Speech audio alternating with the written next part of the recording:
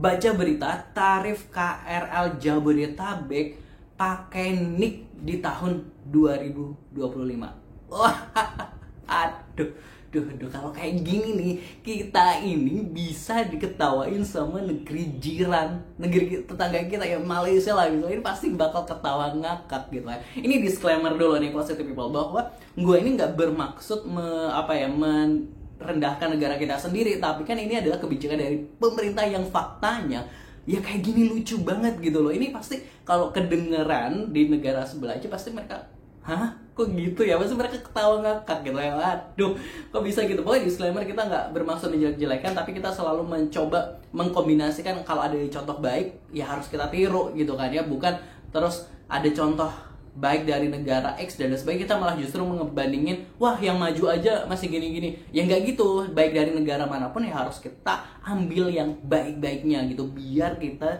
juga ikutan menjadi negara yang bagus gitu positive people. Nah, kita akan bacain dulu sekilas beritanya seperti apa. Pastinya jangan lupa subscribe and go terlebih dahulu. Ya, melansir dari cnbcindonesia.com, tarif KRL Jabodetabek pakai NIK di tahun 2025, pengguna rame-rame teriak.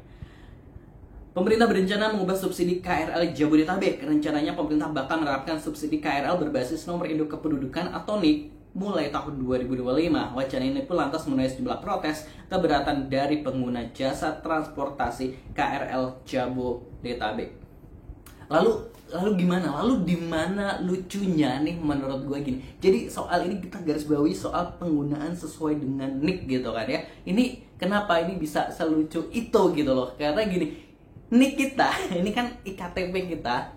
Sekarang gini, kalau kita menggunakan transportasi publik di Jabodetabek, kita kan menggunakan kue atau kuang atau kartu uang elektronik, misalnya e-money, tap cash, Breezy, Jackcard, Jaklingko dan lain sebagainya. Pokoknya kartu-kartu untuk transportasi publik gitu kan, bukan menggunakan KTP gitu kan, atau bukan menggunakan IKTP kita gitu kan. Nah, ini kalau menggunakan NIK ini gimana konsepnya? Apakah kita bawa-bawa fotokopi IKTP kita sebelum naik nih, misalnya kayak nunjukin petugas ini fotokopi IKTP kita, terus ini kategori orang kaya atau kategori orang kelas menengah keberapa misalnya, seperti itu.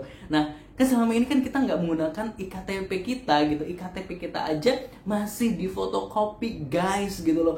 Masih, menurut gue tuh namanya aja cuma IKTP tapi nggak IKTP banget gitu loh. Kenapa kita bisa diketawain sama negeri jiran nih misalnya?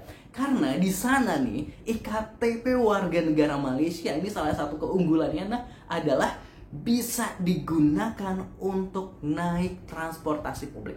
Jadi warga negara Malaysia itu kalau tap di masuk ke gate MRT atau LRT atau transportasi umum mereka itu menggunakan IKTP guys. Bayangin tuh, IKTP mereka itu bener-bener berfungsi. Jadi kalau misalnya di Malaysia naik transportasi itu berdasarkan NIK gitu kan, berdasarkan NIK itu kan bisa tuh, berarti kan pemerintah punya datanya. Oh misalnya warga ini udah masuk kelas kaya raya gitu, harusnya naik transportasi publik tarifnya nih segini-segini misalnya kayak gitu.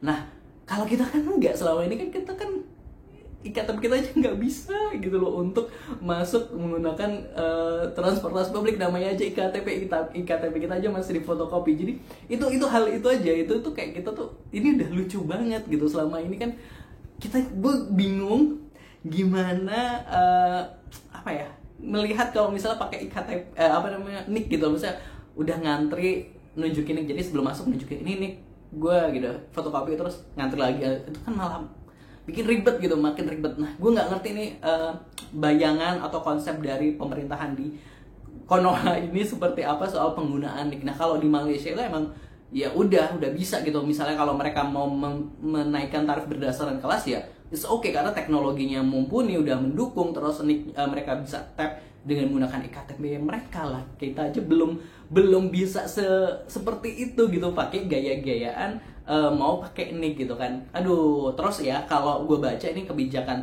ini yang bakal menaikkan tarif ini juga banyak protes gitu kan dari warga Jabodetabek lah utamanya yang menggunakan KRL. Kenapa? Karena ya tujuan dari adanya transportasi publik murah meriah ini ya agar menarik mereka orang-orang kaya pun kelas menengah ke atas untuk menggunakan transportasi publik mereka, jangan menggunakan mobil atau kendaraan pribadi mereka terus seperti itu. Kan justru itu menyumbang kemacetan, karena kalau naik kendaraan pribadi palingan 1-2 orang doang, bahkan cuma 1 orang doang nih di dalam mobil. Justru kalau menggunakan transportasi publik itu mengurangi kemacetan, mengurangi emisi dan lain sebagainya. Jadi kan ini kayak gue bingung, ini kebijakan ini nih, aduh kajiannya dari mana sih, studi bandingnya kemana sih gitu. Seharusnya pemerintah itu menambah layanan-layanan transportasi publik, gerbong KRL ditambah, misalnya di jam-jam sibuk yang rute, gue pernah baca komentar yang rute Nambo itu, Nambo Jakarta Kota atau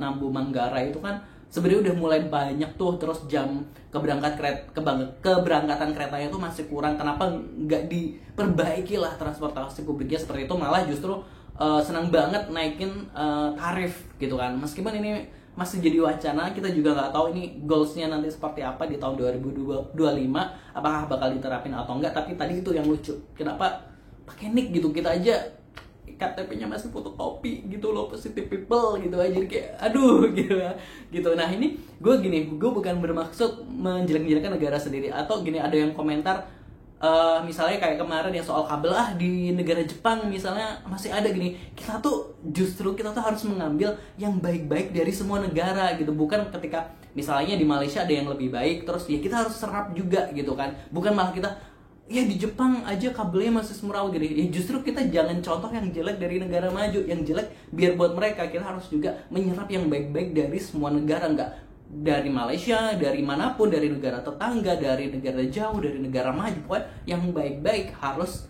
kita contoh, sehingga membuat kita juga ikut berbenah seperti itu, positive people. Justru dengan kita belajar dari negara-negara yang sudah menerapkan dengan baik dan lain sebagainya, itu membuat negara kita juga semakin baik gitu. Dan emang agak aneh sih ketika kemarin soal kita ngebahas kabel terus ngebandingin lah negara ini kabelnya juga ada, lah gimana sih gitu. Gue juga bingung dikasih contoh yang baik malah ngebandingin dengan negara yang masih ada kabel juga. Aduh, agak bingung ya. Oke, terima kasih teman-teman yang udah nonton. Jangan lupa subscribe pastinya, dukung kita untuk terus berkembang, untuk mengabarkan atau menyerap informasi yang baik, untuk ditiru, yang jelek jangan ditiru. Terima kasih, jangan lupa subscribe. I'm Go, Aksa Mas Go. Wassalamualaikum.